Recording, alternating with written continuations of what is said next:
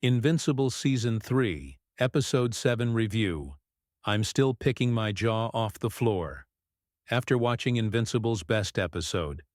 Yet Invincible Season 3, Episode 7 is not only the best episode of the season thus far, but it might just be the best episode of the show's entire run. The story of Invincible Season 3 so far has been relatively unfocused, but no less promising. Be it the exploration of the moral arguments between Mark and Cecil, the raising of Oliver into a superhero he can be proud of, the development of the show's other characters and relationships, or the preparation for the looming Viltrumite threat. Invincible Season 3's reviews have proven this more varied storyline to be suitably compelling.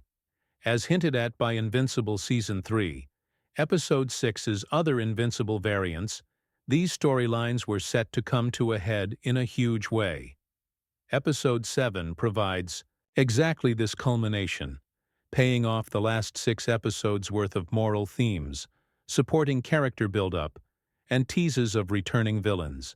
In what could be the darkest episode of Invincible yet, I could not tear my eyes away from the screen as the comic's now iconic Invincible War came to life as Mark, his various allies, and tentative enemies came together to face an old enemy, Setan, and himself. As someone who has not read the Invincible comics, I was at least aware of a few upcoming plot points that were set to be adapted as Season 3 began, the Invincible War being one of them. Interestingly, though, I was not overly sure what to expect.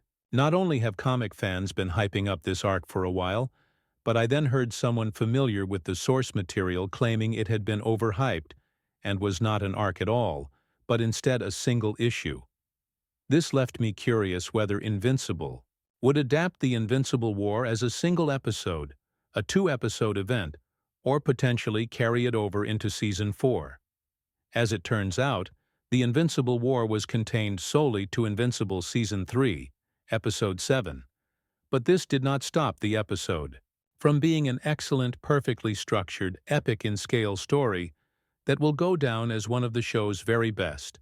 The episode's 3-act structure, split between each day of the Invincible War, was suitably chilling, giving the episode a distinct feeling of dread in comparison to its predecessors. Moreover, the scale was simply unlike anything highlighted in Invincible thus far.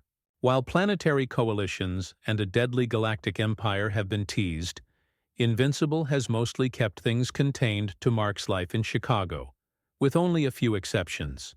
Season 3's Episode 7 takes proceedings to a worldwide scale, destroying cities like New York, London, Tokyo, Paris, and Moscow, to name only a handful, at the hands of Mark's evil Invincible variants.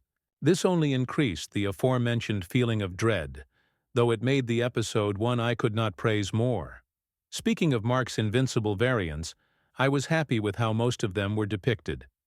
Of course, some were utilized as mere obstacles for the plot to move forward with little development, allowing lesser-known heroes of Invincible's universe to get their moments in the spotlight.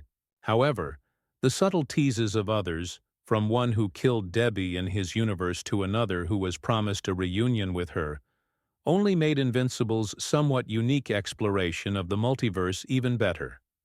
The destruction and battles Invincible's variants took part in elicited the same sickly feeling as Mark vs. Omni-Man from Invincible Season 1's ending, though one that provides undeniably great television. The superb shots of the various Marks flying above ruined cities with fires burning in their eyes were excellently harrowing, allowing for a rare moment of artistry that Invincible's animators do not get to flex all that often.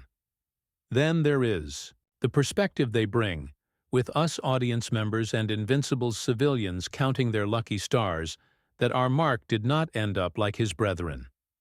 As I alluded to, the Invincible War proved a perfect way to culminate many character arcs. From the last 6 episodes, every hero on Earth was called into action here, from Invincible's Guardians of the Globe to retired warriors, the GDA and its resources, and even some villains like Powerplex. In my review for Invincible Season 3, Episode 6, I remarked I was worried about Rex's future, and I was proven right to be so thanks to his heroic sacrifice that truly solidified his change in the most devastating way.